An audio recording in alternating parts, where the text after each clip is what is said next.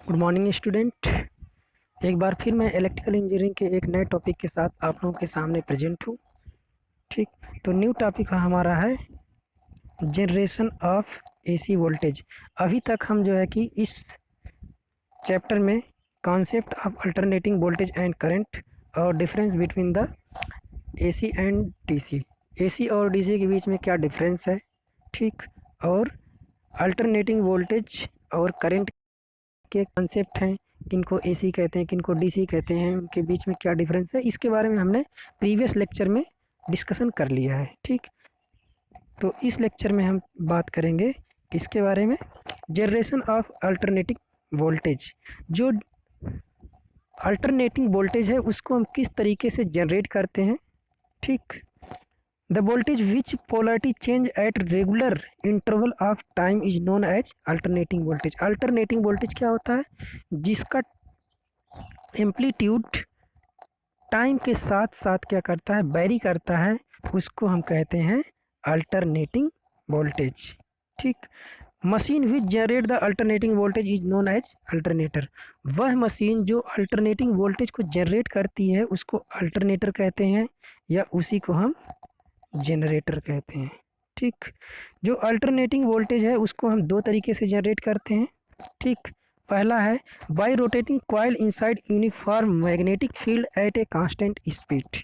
ठीक, अगर किसी रोटेटिंग कॉइल को एक मैग्नेटिक फील्ड में रोटेट कराते हैं, ठीक, तो हमारे पास एक क्या होता है, ईएमएफ इंड्यूस होता है, वही ईएमएफ हमारा इंड्यूस्ड वोल्टेज होता है। ठीक, और नेक्स्ट हमारे पास मेथड है by rotating magnetic field around stationary coil at a constant speed. ठीक, किसी मैग्नेटिक फील्ड को अगर किसी स्टेशनरी कॉइल के बीच में अगर हम रोटेट कराते हैं तो जो कॉइल है उसमें एक ईएमएफ इंड्यूस होता है, उसी ईएमएफ से हमको एक वोल्टेज मिलता है।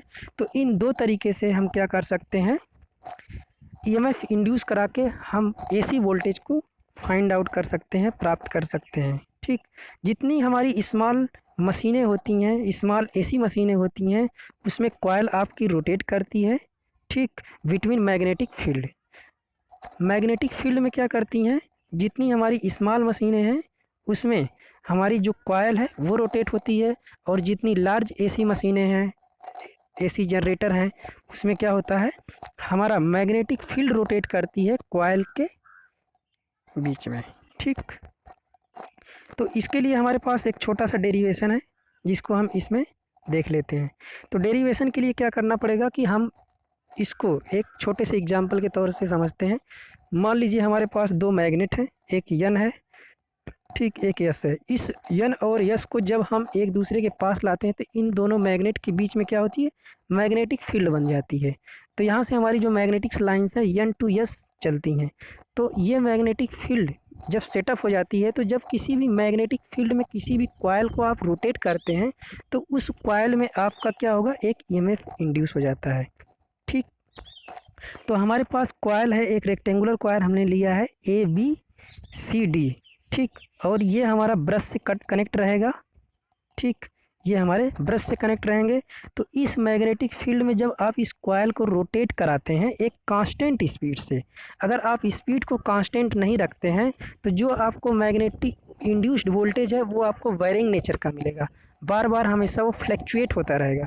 तो इसलिए हमें क्या करना है कि हमको कांस्टेंट वोल्टेज को ऑब्टेन करने के लिए हमें इस कॉइल को एक कांस्टेंट स्पीड से इस मैग्नेटिक फील्ड में रोटेट करना पड़ेगा। जब हम इसको एक कांस्टेंट स्पीड से इसमें रोटेट कराएंगे तो हमको ईएमएफ इंड्यूस होके मिलेगा इस सिरे पर। ठीक, ठीक, तो जो इंड्यूस्ड ईएमएफ है वो आपका मैक्सिमम होगा जब कॉइल परपेंडिकुलर होगी मैग्नेटिक फील्ड के। जो हमारी ये कॉइल हमने लिया है रेक्टेंगुलर, ये कॉइल जो हमने ली है, ये कॉइल अगर मैग्नेटिक फील्ड के परपेंडिकुलर है तो जो इंड्यूस्ड ईएमएफ है वो आपको मैक्सिमम मिलेगा। और जब ये कॉइल मैग्नेटिक फील्ड के क्या होगी, पैरेलल में होगी, तो आपको इंड्यूस्ड ईएमएफ जो है वो मिनिमम कहें तो 0 मिलेगा। ठीक, तो आपका जो फ्लक्स है, ये यन और यस के द्वारा जो आपकी फ्लक्स सेटअप हो रही है वो flux phi equal to V A cos theta है। ठीक, वी जी जो आपका है मैग्नेटिक फ्लक्स डेंसिटी, और ए आपका एरिया, और कास थीटा जो है वो एंगल है। कि जो मैग्नेटिक लाइंस हैं वो एन टू एस किस एंगल पे पास कर रही हैं। ठीक, ये आपका इंड्यूस्ड ईएमएफ का फार्मूला है जिसको हम फैराडे लॉ से ऑब्टेन करते हैं। तो E equal to minus N D phi by D T. ठीक, अगर हम एन जो हमारी कॉयल है उसके नंबर ऑफ टर्न में चेंज करते हैं, ठीक, अगर उसके नंबर ऑफ टर्न्स में चेंज करते हैं तो जो हमारा इंड्यूस्ड ईएमएफ ई मिलने वाला है उसमें भी इंक्रीमेंट या डिक्रीमेंट होगा। अगर हम नंबर ऑफ टर्न को इंक्रीज कराते हैं, ठीक, अगर एन की वैल्यू को हम क्या करते हैं इंक्रीज कराते हैं तो ई की वैल्यू भी आपको इंक्रीज होके मिलेगी। और अगर हम फ्लक्स में चेंज करते हैं फाई में, ठीक, जो हमारा ये flux number of magnetic lines जो चल रही हैं अगर उनमें हम इंक्रीमेंट करते हैं तो हमारा जो इंड्यूस्ड ईएमएफ है वो भी क्या होगा, इंक्रीज होगा। ठीक, अगर हम इनके एरिया में चेंज करते हैं, जो हमारी ये कॉयल है, ठीक, इस कॉयल के अगर एरिया को हम इंक्रीज करते हैं तो भी हमारा जो क्या इंड्यूस्ड ईएमएफ मिल रहा है वो भी आपका इंक्रीज होगा। अगर आप एरिया को डिक्रीज करते हैं तो इंड्यूस्ड ईएमएफ आपको जो मिल रहा है वो भी डिक्रीज होके मिलेगा, कम होके मिलेगा। और जो इनके बीच का एंगल है, जो मैग्नेटिक लाइंस चल रही हैं जो इस कॉइल पे पड़ने वाली हैं वो किस एंगल पे पड़ रही हैं वो अगर उसके ऊपर भी डिपेंड करेगा। ठीक, तो इस तरीके से हम ये नेक्स्ट पे चलते हैं, देख लेते हैं कि किस तरीके से हमारा कब कब हमारी जो है मैग्नेटिक्स जो लाइन पड़ रही हैं अगर परपेंडिकुलर पड़ेगी। ठीक, देखिए यहाँ पे जब ये कॉइल मैग्नेटिक फील्ड के परपेंडिकुलर आ जाएगी तो जो इंड्यूस्ड ईएमएफ है आपको मैक्सिमम मिलेगा। और जब ये इनके बीच का एंगल जीरो होगा तो उस टाइम जो ईएमएफ आपको ई मिलेगा वो जीरो होगा। जब आपका ये 180 पे होगा तब आपको जो इंड्यूस्ड ईएमएफ है वो भी आपको जीरो मिलेगा। जब आपको ये इस पे आ जाएगा 270 पे तो आपको माइनस के साथ मैक्सिमम वैल्यू मिलेगी। ठीक, ये देखिए ये आ गया आपका डेरिवेशन है E equal to minus D N V A cos theta by D T. तो इसको हम जब डिफ्रेंशिएट करेंगे तो एन हमारा क्या है, एन हमारा कांस्टेंट है, बी हमारा कांस्टेंट है, ये हमारा कांस्टेंट है क्योंकि एरिया में हम चेंज नहीं कर रहे हैं, एन जो नंबर ऑफ पोल हैं उसमें भी नहीं चेंज कर रहे हैं। ठीक, और बी इसमें भी नहीं चेंज कर रहे हैं।